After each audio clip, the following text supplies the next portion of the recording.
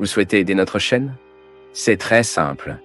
Le lien pour devenir un soutien sur Patreon se trouve dans la description. De plus, abonnez-vous à notre chaîne, aimez et partagez nos vidéos avec vos amis et laissez votre commentaire. Ainsi, vous contribuerez beaucoup à la diffusion de la parole de Dieu.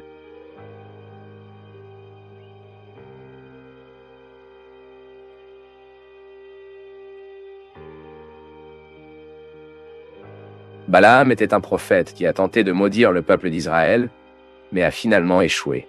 Il est connu surtout pour l'épisode dans lequel Dieu a ouvert la bouche de sa mule, et elle a parlé. L'histoire de Balaam est enregistrée dans le livre des Chiffres.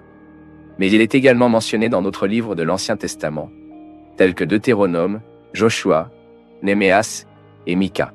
Dans le Nouveau Testament, Balaam est également cité, mais toujours négativement.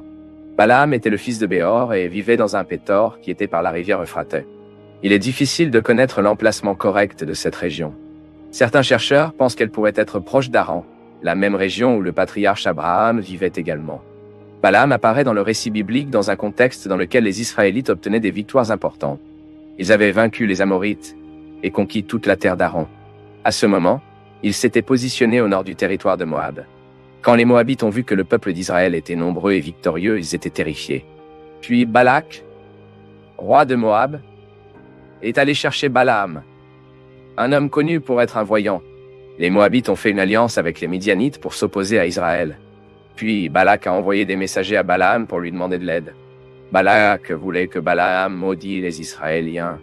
Balaam semblait être un prophète renommé, car en Nombre chapitre 22, verset 6, Balak dit à son sujet.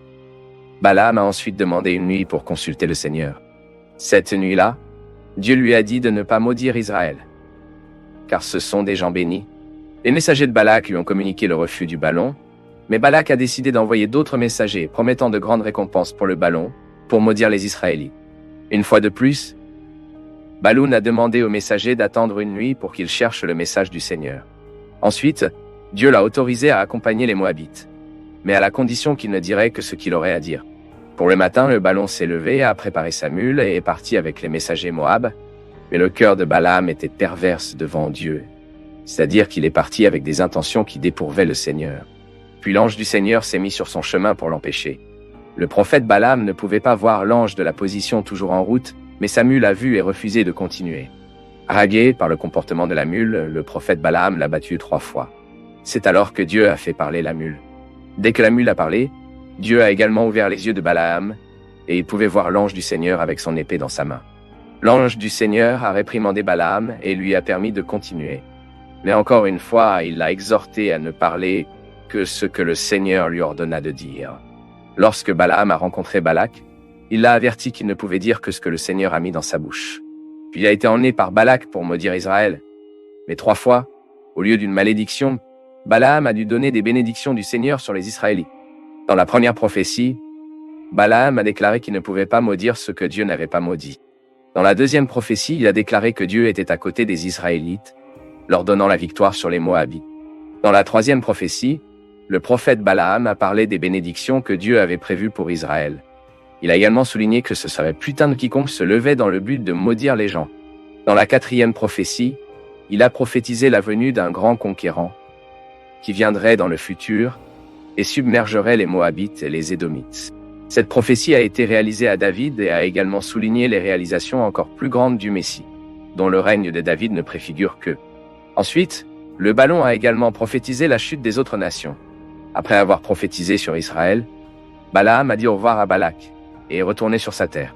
Et ensuite, il apparaît un pèlerinage entre le Midianite. C'est alors qu'il leur a conseillé de trahir le peuple d'Israël au culte païen de Baal-Péor et de se prostituer. Avant le péché du peuple, Dieu a versé son jugement et les pécheurs ont été éliminés de la congrégation d'Israël. Dieu a également ordonné à Moïse d'affliger les Midianites à cause de l'événement. À l'époque, Baloun a été tué avec les kings midianites.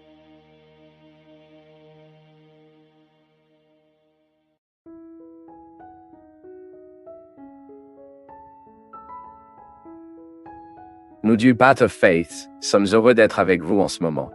Partagez vos perceptions sur le sujet d'aujourd'hui dans les commentaires, montrez votre soutien en aimant la vidéo et partagez-la avec vos amis.